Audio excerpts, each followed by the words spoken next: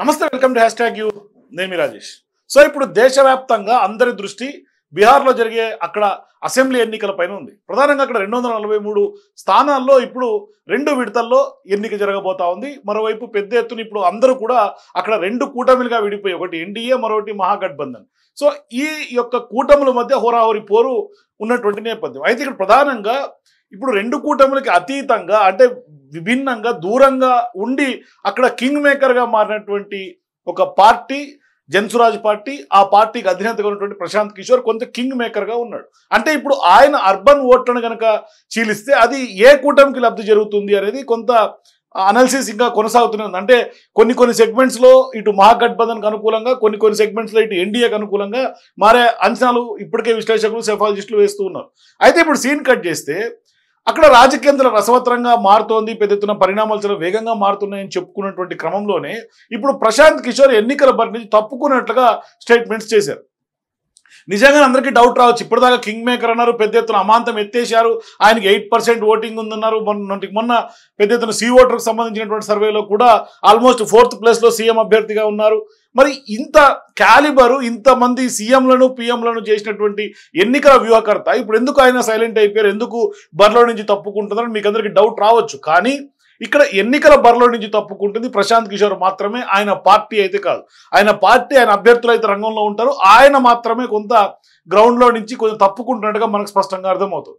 అయితే ఇప్పుడు ప్రధానంగా జరుగుతున్నటువంటి చర్చ అంతా ఇప్పుడు రాజకీయ నాయకుడిగా మారినటువంటి జన్సురాజ్ పార్టీ అధినేత కొంత సంచలనంగా మారే అవకాశం ఉంటుంది. బీహార్ ఎన్నికల్లో పెద్ద ఎత్తున కొంత కీలకమైనటువంటి కొంత గ్రౌండ్ క్రియేట్ చేయబోతున్న చర్చ జరుగుతున్నటువంటి నేపథ్యంలో ఆయన ఒక సంచలన ప్రకటన చేయడమే ఇప్పుడు పెద్ద ఎత్తున చర్చనీయాంశంగా మారుతుంది. అంటే నవంబర్లో జరగబోతున్నటువంటి అసెంబ్లీ ఎన్నికల్లో తాను పోటీ చేయడం లేదని కూడా ప్రకటించారు. అయితే ఇప్పుడు ఆర్జేడీ నేత, మాజీ ఉప ముఖ్యమంత్రిగా ఉన్నటువంటి తేజస్వి యాదవ్ని ఓడించడమే లక్ష్యంగా పనిచేస్తానని స్పష్టం చేశారు. అంటే ఇప్పుడు ఖచ్చితంగా తేజస్వి యాదవ్ టార్గెట్గా కొంత దీని వెనకాల బ్యాక్ ఎండ్ బీజేపీ అని ఉందని డౌట్ వస్తుంది ఈయన వ్యాఖ్యలు చూస్తే. ముఖ్యంగా తేజస్వి యాదవ్ కంచుకోటైనటువంటి రాఘేపూర్ నియోజకవర్గాన్ని లక్ష్యంగా చేసుకొని ఆయన చేస్తున్నటువంటి వ్యాఖ్యలు రాజకీయ వాతావరణాన్ని కొంత వేడెక్కిస్తూ ఉన్నాయి. అంటే నేను పోటీ చేయను, ఇది పార్టీ తీసుకున్నటువంటి నిర్ణయం, పార్టీ విస్తృతమైనటువంటి ప్రయోజనం కోసం నేను ప్రస్తుతం చేస్తున్నటువంటి సంస్థాగత పనులనే కొనసాగిస్తాను అంటూ కూడా ప్రశాంత్ కిషోర్ స్పష్టం చేస్తూ ఉన్నారు. అంటే ఇక్కడ ప్రధానంగా తేజస్వి యాదవ్ పైనే ఆయన ఆ నియోజకవర్గం, అంటే ఆయన నేతృత్వం వహిస్తున్నటువంటి నియోజకవర్గం నుంచి పీకే పోటీ చేస్తారంటూ వస్తున్నటువంటి ఊహాగానాలకి ఈ ప్రకటనతో అయితే ఒక రకంగా తెరపడిందని చెప్పుకోవాలి. అయితే ఇప్పుడు ఎన్నికల బరిలో లేకపోయినా తన పోరాటం తేజస్వి యాదవ్ పైనే అని పీకే పరోక్షంగా చెప్పారు. సో ఈ యొక్క వ్యాఖ్యల తర్వాత ఏం జరగబోతుంది సస్పెన్స్గా మారుతుంది. మరి అక్టోబర్ 11న తేజస్వి యాదవ్ సొంత నియోజకవర్గమైనటువంటి రాఘేపూర్లో ఆయన తన ప్రచారాన్ని ప్రారంభించారు. ఈ సందర్భంగా ఆయన మాట్లాడుతూ కూడా అమేథీలో రాహుల్ గాంధీని ఎలా ఓడించారో రాఘేపూర్లో తేజస్వి యాదవ్ను కూడా అంతకంటే గట్టిగా ఓడిస్తామని కూడా శపథం చేశారు.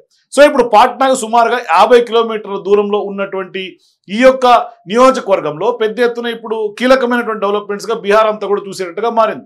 అంటే ఇప్పుడు ఎవరైతే ప్రజలందరూ కూడా తేజస్వి యాదవ్ని వన్ సైడ్గా కోరుకుంటున్నారో, తేజస్వి యాదవే నెక్స్ట్ బీహార్ సీఎం అనే ప్రచారం జరుగుతుందో, ఇప్పుడు పీకే దృష్టి అంతా తేజస్వి మీద పడినట్టుగా కనిపిస్తుంది. అంటే స్థానిక మద్దతుదారులు కూడా కొంత ఈ యొక్క వ్యాఖ్యల్ని కొంత స్వాగతిస్తున్నారు. కానీ గ్రామాల్లో పర్యటిస్తూ కూడా స్థానిక ప్రజలతో మమేకమైనటువంటి ప్రశాంత్ కిషోర్ వారి సమస్యలను అడిగి తెలుసుకుంటున్నారు. అట్లాగే సరైనటువంటి రోడ్లు కానీ, మౌలిక వస్తువులు, పాఠశాలలు, కనీస సౌకర్యాలు కూడా లేవని కూడా ప్రజలందరూ కూడా గగ్గోలు పెడుతున్నటువంటి నేపథ్యంలో సో ఇప్పుడు స్థానిక ఎమ్మెల్యే పనితీరును కొంత తీవ్రంగా విమర్శించారు. కేవలం కులాన్ని చూసి తప్పుడు వ్యక్తికి ఓటు వేస్తున్నారు, మీ యొక్క ఎమ్మెల్యే 2 సార్లు ఉప ముఖ్యమంత్రి అయ్యారు, ఎప్పుడైనా మీ యొక్క సమస్యలు ఆయన దృష్టికి తీసుకెళ్లగలిగారా, లేకుంటే కనీసం ఆయన పరిష్కరించగలిగారా అంటూ కూడా ఆయన గ్రామస్తులందరికీ ఇప్పుడు చైతన్యం నింపుతున్నటువంటి పరిస్థితి. ముఖ్యంగా మహిళలను ఉద్దేశించి కూడా ఆయన ప్రశాంత్ కిషోర్ ప్రసంగిస్తున్నారు, ప్రశ్నిస్తున్నారు.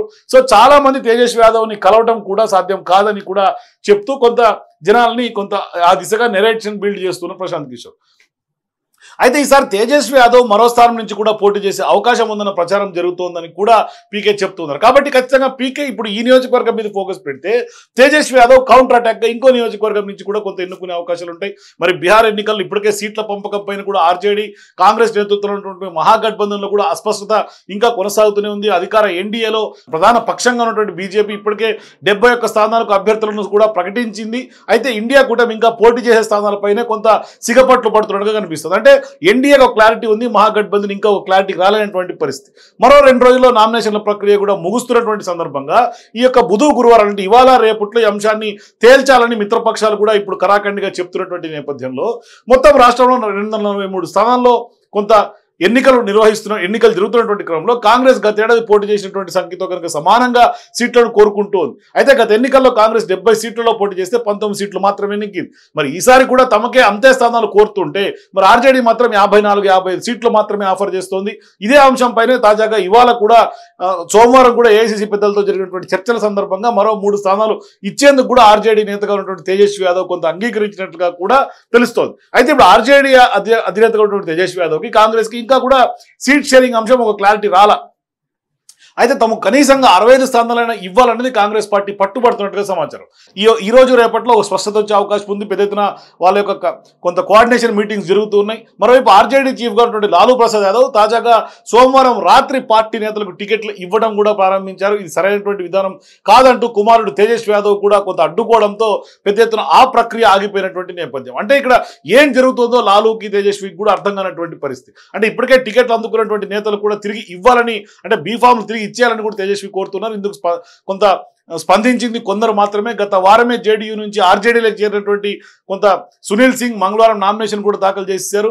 సో ఇప్పుడు టికెట్ల వ్యవహారం పైన కొంత ఆర్జేడీ కాంగ్రెస్ నేతల మధ్య కొంత సామాజిక మాధ్యమాల వేదిక ద్వారా అంటే సోషల్ మీడియా వేదికల ద్వారా కొంత ఆరోపణలు ప్రత్యారోపణలు కొంత బీహార్ రాజకీయం కొంత వేడెక్కినట్టుగా కనిపిస్తుంది. మరోవైపు ఇప్పుడు తాజాగా ప్రశాంత్ కిషోర్ కూడా ప్రకటించడం ఖచ్చితంగా ఆయన తప్పుకుంటూ ఖచ్చితంగా పోరాటం తేజస్వి యాదవ్ పైన చేస్తాను అని స్పష్టంగా చెప్పినటువంటి నేపథ్యంలో ఇప్పుడు బీహార్ ప్రజలందరూ కూడా తేజస్వి యాదవ్ నెక్స్ట్ నితీష్ కుమార్ కంటే కూడా సీఎం రేస్లో మొదటి స్థానంలో తేజస్వి ఉన్నారు. అంటే నితీష్ కుమార్ పైన యాంటీ ఇన్కంబర్సీ ఎక్కువ శాతం వస్తున్నటువంటి నేపథ్యంలో ఇప్పుడు చాలా మంది ప్రజలందరూ కూడా తేజస్వి యాదవ్ను కోరుకుంటారు. అంటే యువత మరోవైపు ఖచ్చితంగా కూడా హామీని నిలబెట్టుకునే మనిషి, అట్లాగే ఎప్పటి నుంచో కూడా కొంత తేజస్వి యాదవ్ వైపు కొంత జనమందరూ చూస్తున్నటువంటి నేపథ్యంలో ఇప్పుడు తేజస్వి యాదవ్ని ఖచ్చితంగా కొంత గ్రిల్ చేసే కార్యక్రమాన్ని పీకే తీసుకున్నారు.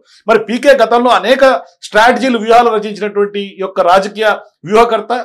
మరి ఇప్పుడు ఆయన తేజస్వి యాదవ్ టార్గెట్ గానే స్పష్టంగా ఇప్పుడు ఆయన రంగంలో దిగినట్టు కనిపిస్తుంది. అంటే తేజస్వి యాదవ్ టార్గెట్ గా ఇప్పుడు ఆయన విమర్శలు చేసి కొంత గ్రౌండ్ బిల్డప్ చేసి ప్రజల్లో నెరేషన్ బిల్డప్ చేసి తీసుకెళ్తే ఎన్నికల్లో తేజస్వి యాదవ్కి కొంత ఇబ్బందులకు గురి చేసే క్రమం ఆయన కనుక సృష్టిస్తే ఖచ్చితంగా అది ఎన్డీఏకి ఇండైరెక్ట్ గా బెనిఫిట్ చేసే అవకాశాలు స్పష్టంగా ఉన్నాయి. అందుకే ఖచ్చితంగా ప్రశాంత్ కిషోర్ కింగ్ మేకర్ గా ఉన్నాడు అంటే ఖచ్చితంగా ఆ కింగ్ మేకర్ ఉన్నటువంటి వెనకాల ఉన్నటువంటి మైండ్ గేమ్ ఐడియాలజీ ఎవరిదనే చర్చ గత కొంతకాలంగా డిస్కషన్స్ లో ఉంది పొలిటికల్ వర్గాల్లో.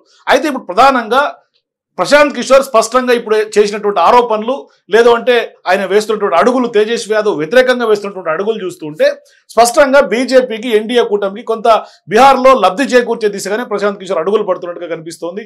అది భవిష్యత్తులో మరి బీహార్ ప్రజలు ఖచ్చితంగా ఇకనైనా అక్కడ ఏ కూటమిని నమ్మాలి ఎవరికి పట్టం కట్టాలనేది వాళ్ళకైతే క్లారిటీ స్పష్టంగా ఉంటుంది. ఎందుకంటే ఓటర్ తీర్పు ఏ విధంగా ఉంటుంది ఎవరు ఎక్స్పెక్ట్ చేయలేరు. కాబట్టి ప్రశాంత్ కిషోర్ పాచికలు ఎంత మేర బీహార్ ఎన్నికల్లో పనిచేస్తాయి మీ అభిప్రాయాల కింద కామెంట్స్ తెలియజేయండి. For more videos please watch #.